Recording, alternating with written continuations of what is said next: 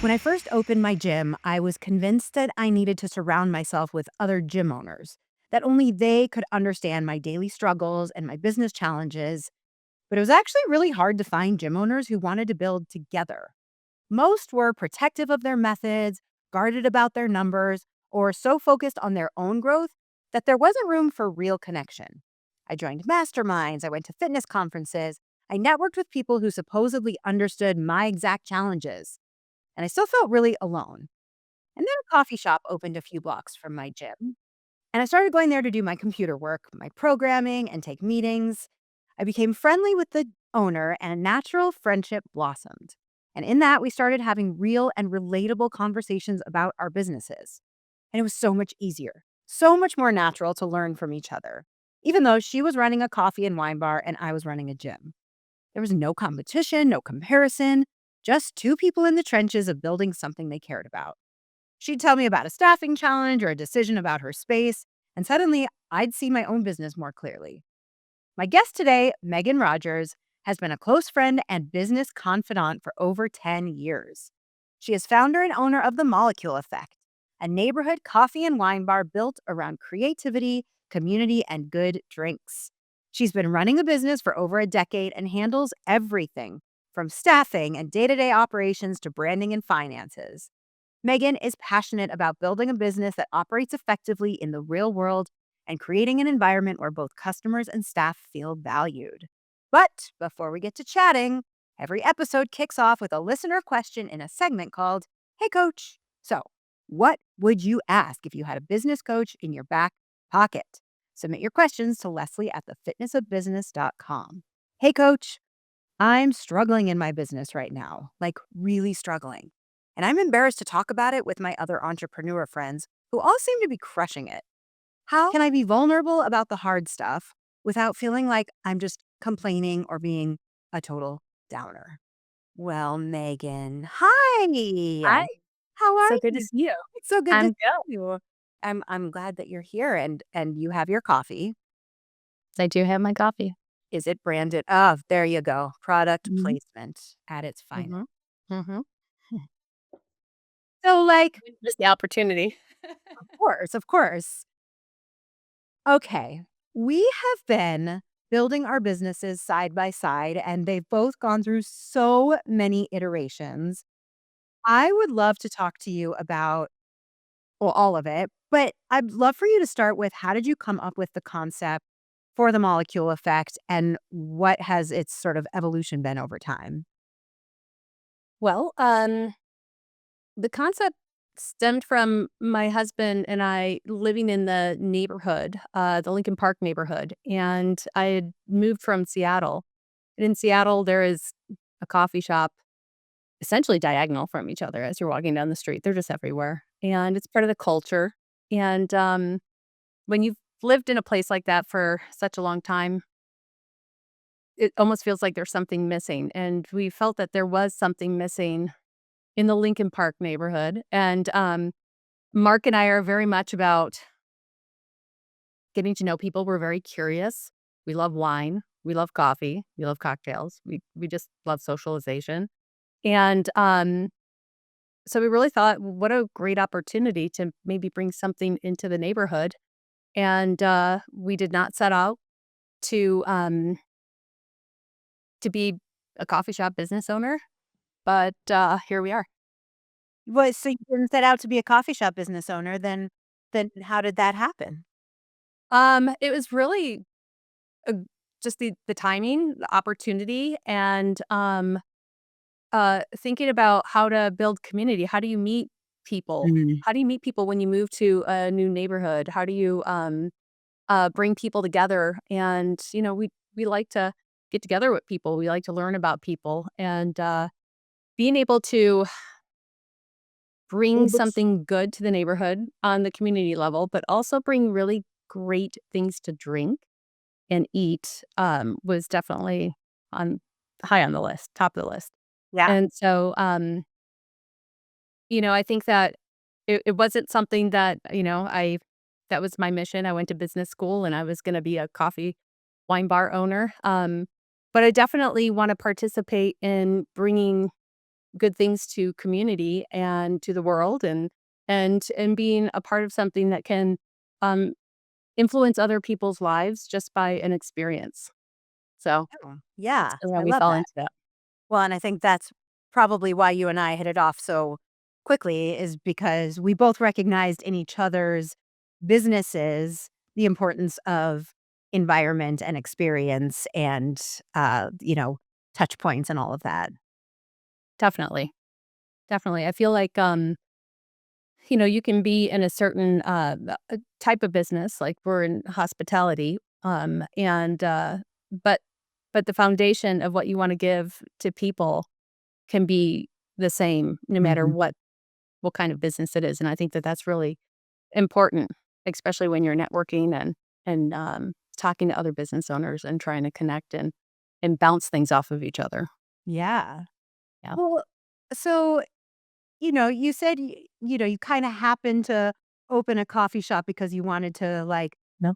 meet people and have a community, but, like, that's not the easiest way to do it. No, it's not. I guess I would say that I'm a pretty driven person, Mhm. and I like to set out a goal and really work towards that goal and drive it and see what the success turns out to be and flourish into. And I really love growth as a person. So I think that that's the other end of it as well. And I really do love leadership. And so being able to have an influence on other people's lives in a positive way, and have my own growth through that as Yeah. well is something that was definitely on my mind. Yeah. Well, Yeah. that makes sense. So if growth and leadership and, just you said you like to set goals, do you remember what sort of those, like, initial kind of metrics were that you thought, "Okay, well, this is how I'm going to measure the success of the coffee shop," and how that maybe definition has changed over time? I think what maybe you're asking is how I maybe quantified that as a goal, to be Yeah, able and to. how you measured success Yeah. then, and is it different than how you measure it now? It's very different. I guess I looked at it like, okay, I'm seeing people come through the door. I mean, when we first opened, we would sit at the tables in front of the windows on our computers to make it look like there were people in there. I mean, it was very slow. And, that's very nerve-wracking. And you start to question yourself, am I even making the right move? What am I doing things right? And you're trying to lead employees and have them stick around while it's in that beginning period. And the goal for the next year of first opening is, okay, we want to be this, we want to get all the seats filled by like 6 months. And then we also want to see the growth month by month, the percentages go, right? And are we doing that with marketing? We're doing that with customer service. We're doing it with really connecting to our community Mhm. and being genuine. And so I guess that was how I was measuring things at that time because I really didn't have anything else to measure against in the Sure. beginning, and then the I guess the 5-year goal was to have 2 to 3 more shops. Um because you definitely wanna scale, right? So, that was the long term, and then the short term was just to get through and just, like, build, and all those relationships because, um, I think that when you are connecting with people and you bring them into a space, in some regard, they create that space of what is going to be, and you have to be flexible to kinda allow your business to flow into that of what people want from your business. I guess it's more or less like you're really trying to genuinely know your community, and when you are building that, you're bringing those people in, you're getting to know they have a wife, they have kids, Mhm. this is what they do for work, and that really takes time, Yes. but doing it that way gives a solid foundation, I believe. So that's really where that I guess the goal was and where it is now. Is that what you wanna know? How it's Sure, different? yeah, I mean, and how are you measuring your growth or success or defining it now compared to then? Sure. Well, COVID. Mm. Halfway through being open, COVID decided to visit us. And so that changed the trajectory of what I had always been growing towards. It just really changed a lot of things. So at this moment now, I'm still the same in terms of really connecting to our customer. I work behind the bar. I love having the customers come through the drive-through. I'm like, "So what's going on today? Where are you working? Are you on your way?" Just that curiosity and connection and making it fast Mhm. and knowing their names, that is still the same. Um, I think I'm a little less of a perfectionist. I'm a little less of having to have everything the way that I think it needs to be in order to have that success, that control. Um, and knowing that, working really hard and working long hours and being there like every day, all day long isn't going to make it happen any faster. It's really the quality of time, not the quantity of time that you're putting in and the trust that you're building with your team to be able to recognize that they need to do what you're doing in order to help that build, but also be themselves and be genuine. Yeah.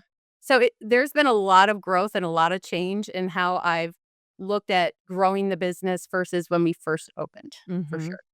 Yeah. Right.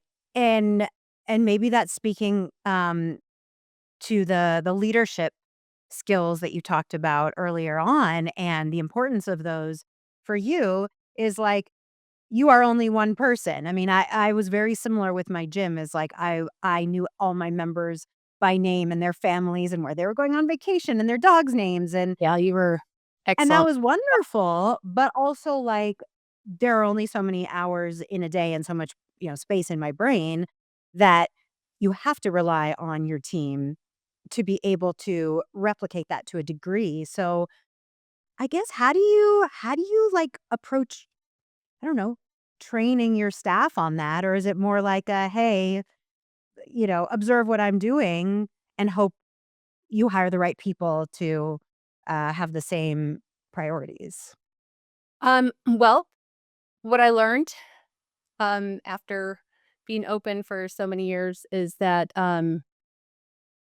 it's at first I was hiring for the for the skills and also the personality, but definitely needed the skills. And that changed over the years. I don't hire for the skills. The skills can be learned. Those could be taught if you're a good leader. It's really about the personality of the person and the conversation that you have during the interview. And then I started doing working interviews. Mm, And the working interviews, people can really do well in a sitting interview. And then when they get behind a bar or whatever they're going to go do out in the world, it could be different than what you maybe experienced during that interview. So I like to do a working interview. It gives me a little bit more indication of how somebody's going to interact with maybe a coworker or a customer, how they approach. Are they go-getters? Are they waiting to see if it's okay if they should go help that person, or are mm, they just going to go up and start helping that person? And yeah. so it gave me a lot more insight of the personality of that person, and then I was able to, train the skills to that person, and I've hired actually more than a handful of people that have never been a barista or bartender or have been in the hospitality industry, but they wanted to be, based on their personalities, and, it's worked out wonderful. Yeah.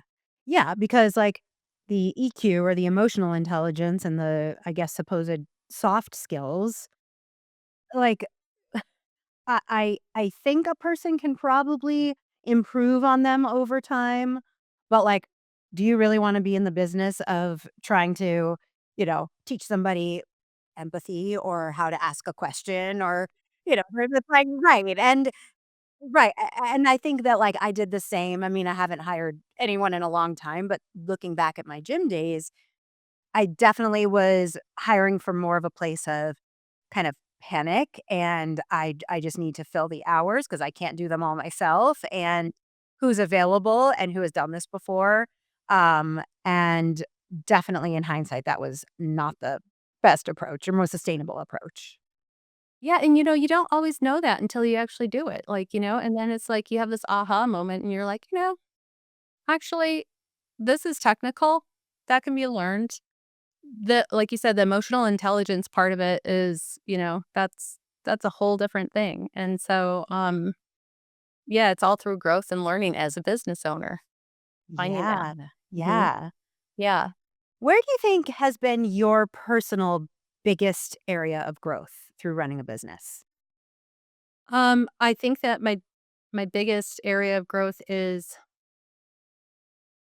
the natural amount of confidence I've gotten over the time that we've been open that I didn't even notice was happening until I reflected back, and I think a big part of it had to do with COVID.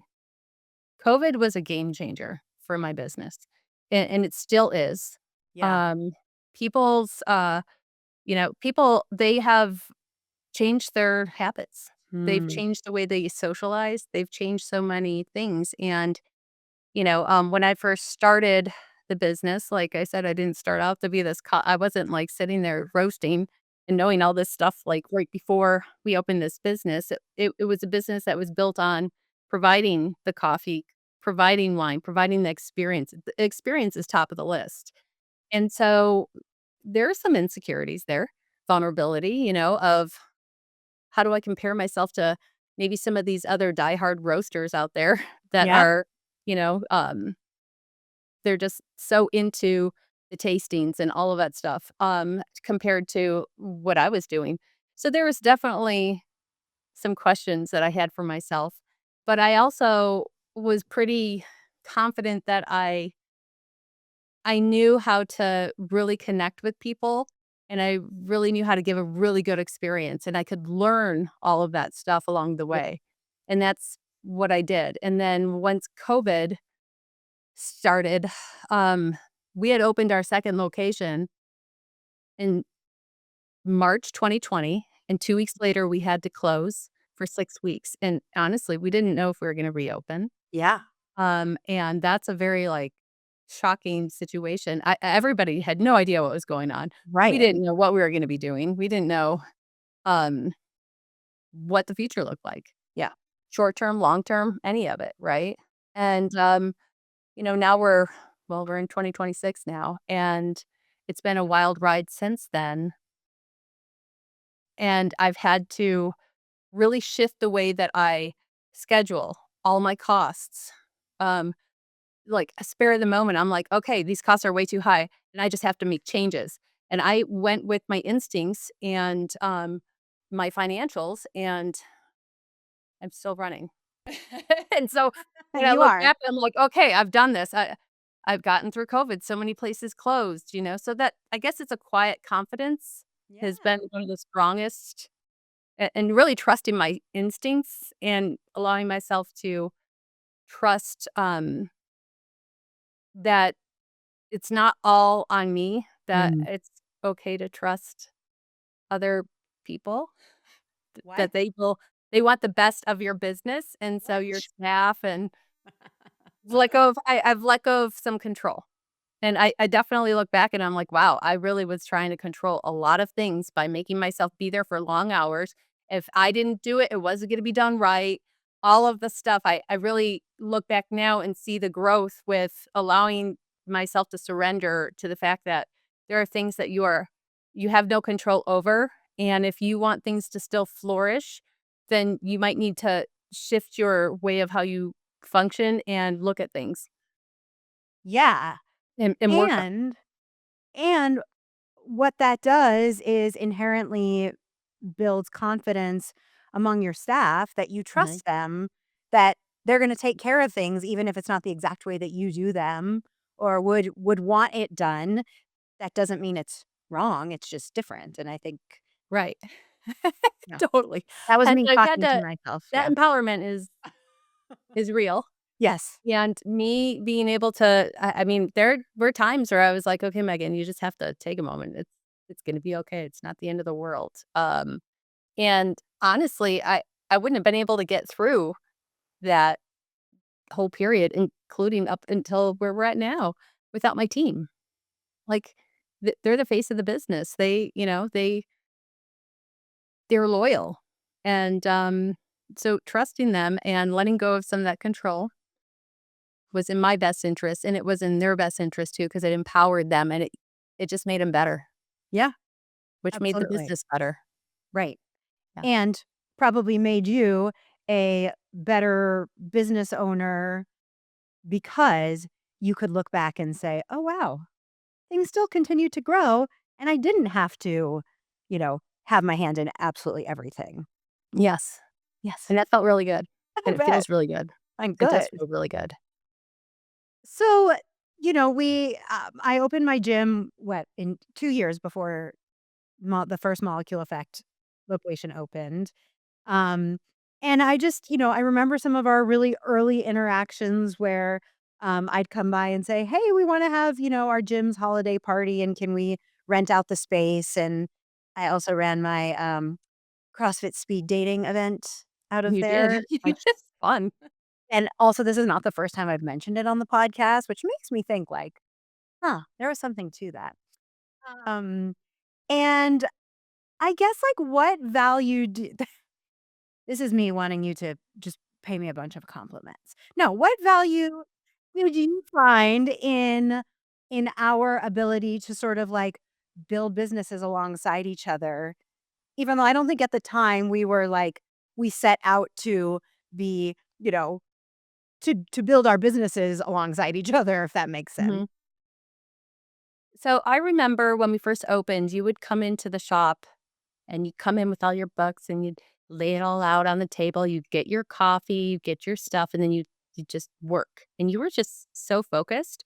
But at the same time, you were also kinda looking around and checking things out, and, you were so consistent with all the things that you would work on, and,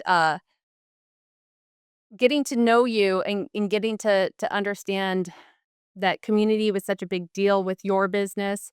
You were right up the street, and I think it just through time, um, just our conversations, being able to be vulnerable with each other and say, "I'm really struggling with this. How do I approach this?" And, having the ability to just be honest with each other, uh, even if we may not have liked what we were saying to each other. I don't really I think that it wasn't even about that. It was more like, if you have a employee and you were having maybe a struggle with that, um, I felt like I could just be very transparent with you about it and vice versa. And seeing you come in and then wanting to do these different events, I guess over time I realized, you're up the street and you're doing the same thing we're doing in a different way Mhm. for this neighborhood and for Denver. Yeah. And that was just like an aha moment of really feeling aligned with you and your business and really wanting to do the same things even though it was a different industry. Yeah. And that was pretty exciting to me. So I guess it allowed me to even be more connected to you Mm. and to really kind of, I guess, ask questions of what you were doing and maybe ask some, suggestions that you might have for things that maybe I was struggling with and really value your answers because, I guess it was just through time of watching and just seeing how things played out. Does that make sense? Yeah, totally. And I was gonna say, like, the thing that I consistently felt like I admired about the way I continue to admire about the way that you run your business is in regards to your employees and your ability to be honest and hold boundaries. And it is something I really, really, really struggled with. Probably if I had employees now, I would still struggle It's with hard. it. It's Yeah. hard, but Mhm. you were always so firm in your conviction and like, no, what this person did was not okay, and they will, there will be a consequence or whatever. And it was you didn't waver. And I think that's it's really difficult to not sort of bend or give in when it's really uncomfortable to have those confrontational conversations. Yeah, it is very uncomfortable, but, I guess, well, thank you for saying that. I guess I just know that it's just part of the part of the package. Yeah. One thing that I would say is that I remember you coming in and you would plan out all of your your workouts and all of your your events, everything that you were doing like a month to 2 months out. And I I was floored by this because I'd worked in small businesses before opening this business. And I guess I'd never seen anybody just so organized, so like determined that okay, this is what's going to be happening. It's almost like you saw into the future and you worked your way back. Oh, And that's actually exactly how I work. oh, well, see here we are. Um, and but I'm talking about, like, not knowing you enough yet, but watching you, and you, inspired me to be a lot more organized in my thought process and looking into the future, working my way back, looking at, "Okay, so what are the opportunities here?" And then being able to know that, okay, you don't have to have all the answers right away, you can fill all of that in, but you were just always so focused and, ready to make sure that you were moving in a very forward direction with your business. And you always included employees, your connections. You would have different meetings with your employees at the shop. And so I guess that was really inspiring to me because even though I might have seemed like I was very like, about holding people accountable, you brought it's okay to hold people accountable, Megan, but it's also good to have a little bit more maybe compassion or empathy in some regard too, where, you're really making the effort of spending that time and having a meeting with them and really connecting with them as an employee. And it's not just about the work. Um, it's about where are we going to go in the next month? These are, the goals that I have for the gym, but I also want to know where the employee is at. And I would watch you do that and that really was very inspiring to me, and it allowed me actually to start doing one-on-ones a lot more with my staff and getting to know them on a different level and being able to work with them and see their strengths of how I can also push my business forward, knowing that that person's really, into, social media. So maybe I'll see if they could be in charge of that Yeah. and really, I guess, dig a little bit deeper Yeah. into my connections with my team. So that was something that I observed from you and, really have taken to this day of using in my own life. Quick pause. I was that kid in school whose notes everyone wanted to borrow before the test. Color coded, organized, the whole deal. I'm still doing it, but now for entrepreneurship instead of AP Bio. My Substack is basically me sharing my notes with you. The podcast gives you the big ideas. My Substack shows you how to implement them. Step by step guides, templates, and real stories from the trenches. Subscribe for free at leslieboyce.substack.com. That's LESLIEBOYCE. And let's take this from theory into practice.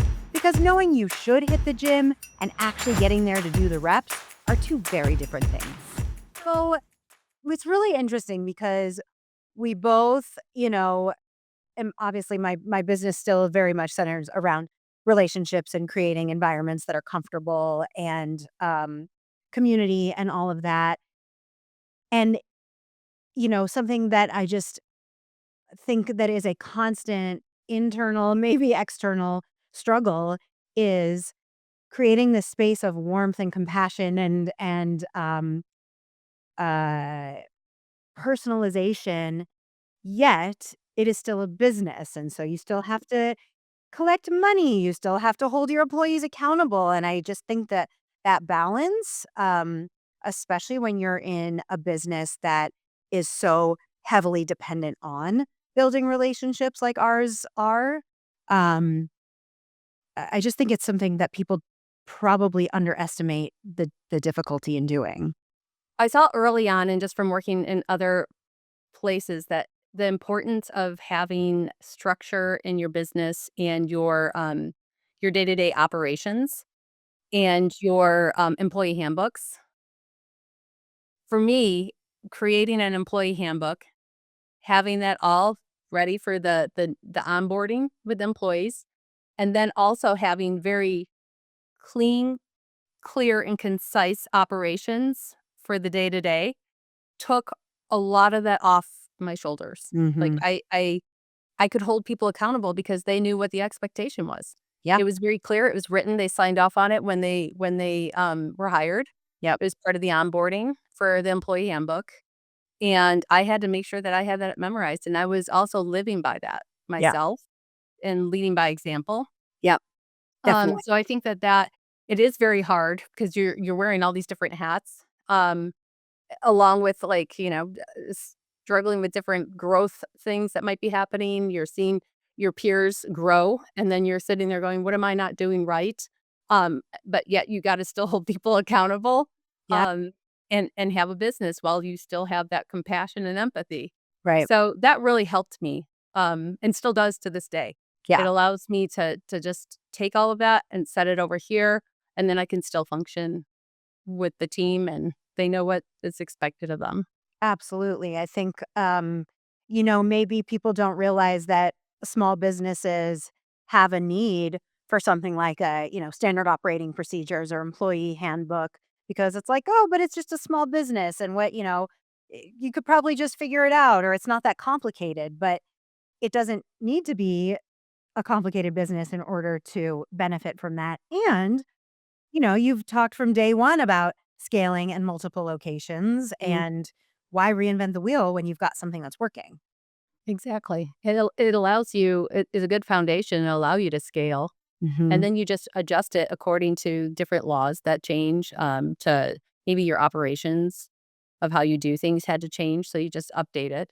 Yeah. But I do think that if you want a business that is pretty solid in that regard, and you don't have to wonder how you said something to somebody 3 months ago, and then you're trying to remember that you're being consistent in your communication on that because you don't have it all written out for them, that can be very confusing, and the experience isn't just for the customer, it's also for your employee that works for you, and I think that allowing them to just have that structure really allows them then to not have to be confused or wonder if they're doing things right and really be confident in their position. Yeah. Well, maybe that sort of leads to my next question. I know we've obviously talked about the importance to us in creating relationships with customers, with our employees, and all of that. But what else happens behind the scenes of creating the environment in a coffee shop that maybe people don't know? That's a great question. I think it it comes from the top down. So the experience that you give your employee and how you interact with them allows them to interact with the customer the way that you want them to interact with the customer Hmm. because of how they're interacting with you. And I Yeah. think that's really important to recognize. And I think that the behind the scenes, um, having the one-on-one meetings, having just the check-ins of, how are you? Like, how's life? Yeah. How are you liking your position? Is there anything that have any feedback? And I've seen and I've heard from different employees, I had this idea. We've been doing this, but what would you think about that? I mean, I could tell you that this business hasn't grown because of everything that's coming out of my mind. It's definitely a lot of it had to do with the connection with the staff and their ideas, and you bring all of that together. So I think that there's a lot of that behind the scenes. Yeah. I guess that Yeah. comes to mind, really. No, I think that's awesome. Um, okay, sort of on the other side of creating the environment, have you had an experience where you've had a customer that you've had to ask to leave or someone who comes consistently that just sort of brings the environment or the energy down or into something that does not align with your vision? And yes, yes, Mhm. we have had that. We had that early on, and it was, it's one of those things where it's not a one and done. So it's not something that, the staff is explaining that they had this experience from this customer, or they're observing this with the customer with other customers. And then all of a sudden you're just going to act on that. For me, it was okay, I'm going to see if there's a pattern here. Is this a one off? Did this person have a bad day? Is this something that, they're going to come back in and say, oh my gosh, the way I acted or the way I was totally not in my wheelhouse, is not normally how I am. I really had a bad day. Or are they getting more comfortable in the environment, and now you're starting to see this is the behavior that you're going to be dealing with. Yeah. And so I think having a moment and seeing that there's pattern, but you have to be present and being in your business to be able to do that, right?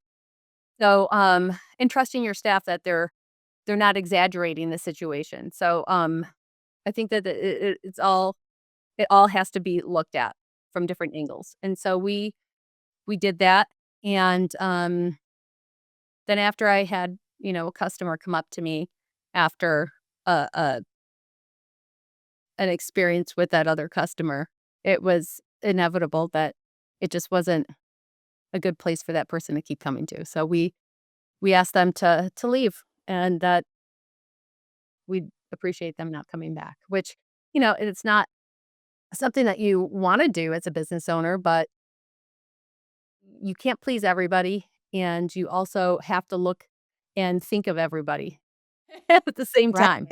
So Right. it's, Ultimately, is this uh, serving, mhm. yeah, the best purpose?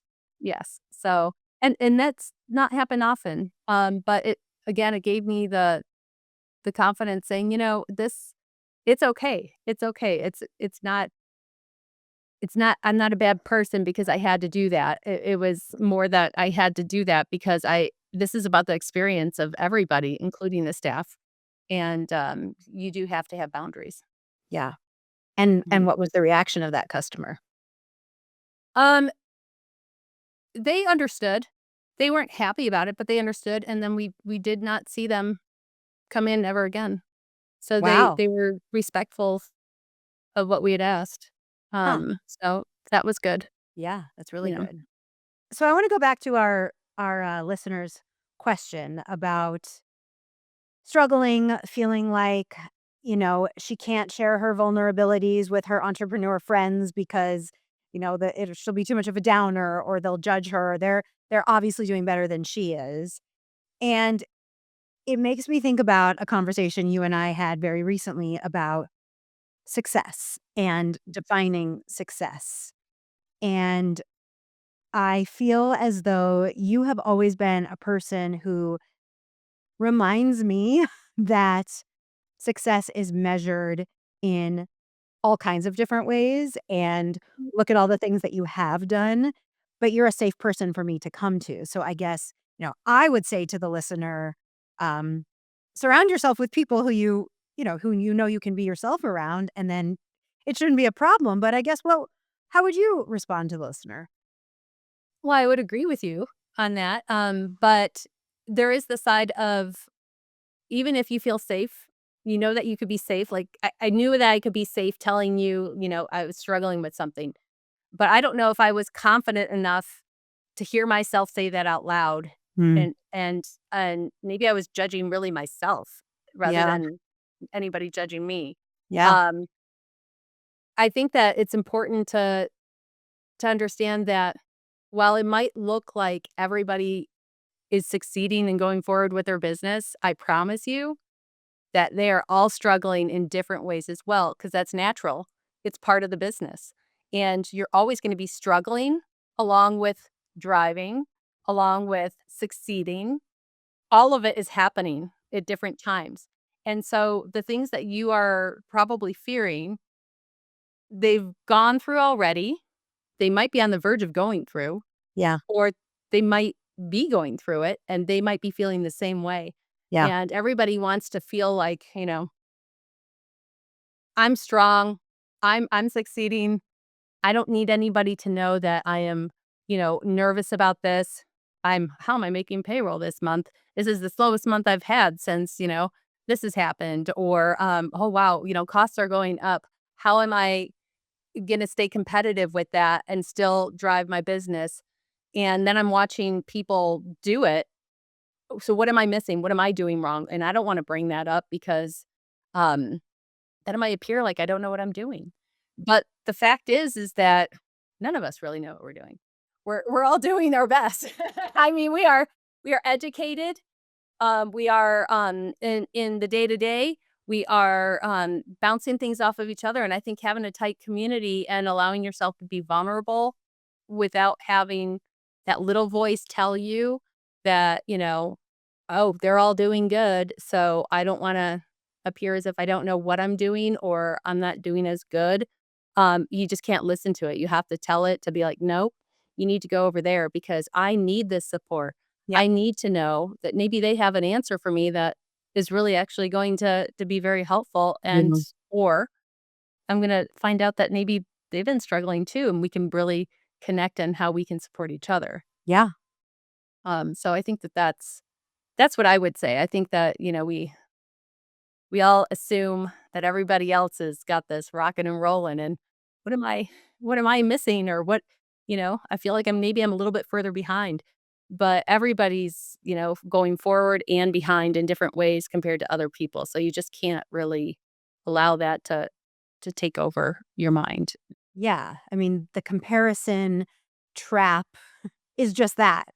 because, like you said, there are so many assumptions and presumptions about what other people are actually experiencing, and what they may put out publicly is likely only the positive stuff. I mean, social media, right?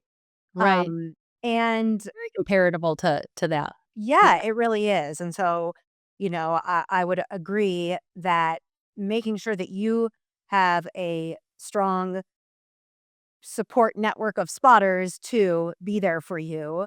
Mhm. Even if you say, everything's going wrong, I'm struggling, help. Okay, well, then you can only go up from there. But Exactly. if you don't Yeah. start somewhere, then you're not going to make any progress. Right. And knowing that and being okay with you might not like what you hear because you might have to look at what maybe you're doing or not doing, but that's okay. You don't have to like it. It's really about taking it as information and what are you going to do with it? Yeah. That's what I think is really important. It's not about making it really emotional. It's more about making it okay. That's really good feedback. I'm gonna have to sit with that for a minute, and maybe I am doing something to where it's not allowing me to move forward, or wait a minute, sounds like I'm doing everything right, and maybe I'm in the same place, and it just appears a certain way Yeah. instead. Yeah. I've had this wonderful experience over the years, and it took time to have different entrepreneur women friends that own their own business, and none of them are in the same industry. Yeah. But I've been able to go to all of them, including you, and just talk about the things I'm struggling with and not be judged and not feel like I'd walk away from that conversation and not get anything out of it. I always got something out of it. And I would tell you that I guess almost every conversation I walked away going, huh, I guess I wasn't really alone in feeling like that, in some Right. regard. So Well, yeah. and like from like in a very, very general sense, running a business is hard. If you are Mm. going to choose the path of entrepreneurship, it is really, really, really difficult. And so the people who are out there who are saying that, I'm incredibly successful and look at all of my wins and, all my millions of dollars or whatever, um, that may be at least part of their story, but certainly it's not their whole story. And it's not the beginning of their story for sure. And I also have to think like that's probably not a person I'd probably be friends with or confide in real life because they're not honest. So find people who are. Yeah, exactly. And when you recognize that and you move that to the side if that's what you need to do, then you've now opened up space for other people to present themselves to where you can make those connections. Exactly. So I think that that's really important. But I think it is important to have the connections and really seek that out because as an entrepreneur and having your own business, you could feel very alone, like Yes. you're in it alone. And as much as you want to connect with your staff, they're never going to understand the same thing that you're going through, and you can't discuss it all like that. And so it is important to have that support. It's important, I think, to have if you can get, a coach or get somebody who can, walk you through those difficult times. Maybe you're at a roadblock and it's really not even just about, connecting with other entrepreneurs, but maybe it's about how can I bust through this? I'm really like I feel like I'm stuck, but I don't know exactly what I'm stuck on, or I don't feel like what am I missing? Yeah. And I think that having fresh eyes in that regard is really important as well. Hire me as a business coach. I know. I I know, mean, right? Thank you for the plug. Um, if you were to go back and tell yourself 6 months before you opened your first location of the molecule effect, one piece of advice or one thing you've learned, what would it be? I think what it would be don't look at it as if you have to have all the answers and that consistency is your friend and connections and bouncing things off of other people keeps the creativity going, and exciting and fun. Um, but also the focus that you have for planning out your business and being consistent with that is really important as well, not winging it. At first, the first 6 months, it was just about trying to get people in the door through the experience and doing, at that point, uh, social media marketing and that kind of thing. But looking back, I think, having those goals set and really, being okay if I didn't hit them, but I got close to them, Yep. being okay with things and not having to make everything perfect is really important. I'm sorry, I don't understand.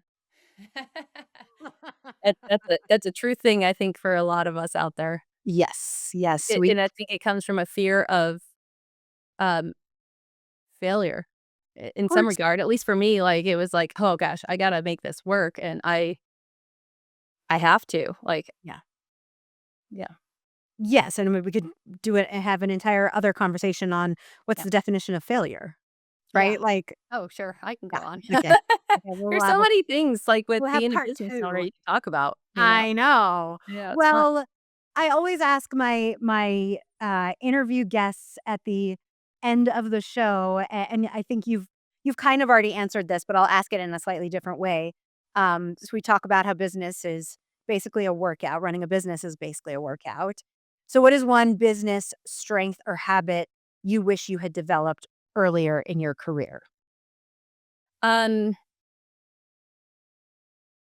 I think it would be not trying to control everything so much and really building trust to where, um, I could allow myself that freedom to grow a little bit versus trying to control it and making it grow. I think that that can really cause burnout, and so, Yeah. I learned a lot since COVID. Yeah. It Yeah. is, like, remarkable to me how many times COVID comes up in Yeah. my interviews. Almost every guest, it comes up. We don't plan on it, it always Mhm. comes up, and it is I mean, not like this is some major epiphany, but, like, it is a major turning point for Yeah. so many people's businesses, and there are so many people who also have such a positive spin on what it allowed them to do, and I think Mhm. that's pretty cool. Definitely. It it's almost like you had to start over with your Yeah, business. It's yeah, almost like rewriting your business, even if you were in it for 5 years prior. It's like, "Okay, now I have to adjust my business plan. What does that even look like?" Without knowing what the future how the consistency of all of us function in the world. So, totally. Talk about the relinquishing challenge was control. definitely and is Yeah, there, but yeah, yeah, no, I believe that, yeah. yeah. Well, awesome, Megan. Well, thank you so much for having me Oh on my here. gosh. I love talking about business, and I can go on forever, so I know we only had an hour, so I it was know, great. I know. We'll have to have a part 2. I love it. I love Oh, it. well, thanks for being here. Thanks for having me. Yeah, and if you are in the Denver area, stop by the Molecule Effect. You can drive through the location, that's right, Mhm. Molecule Effect. Yep. Or Um, walk up, yeah. Coffee, wine, walk up. Espresso delicious martinis. espresso martinis, all the rage. That's right. And if you like today's episode, subscribe, leave a review, submit your Hey Coach questions to Leslie at thefitnessofbusiness.com. We'll see you next time.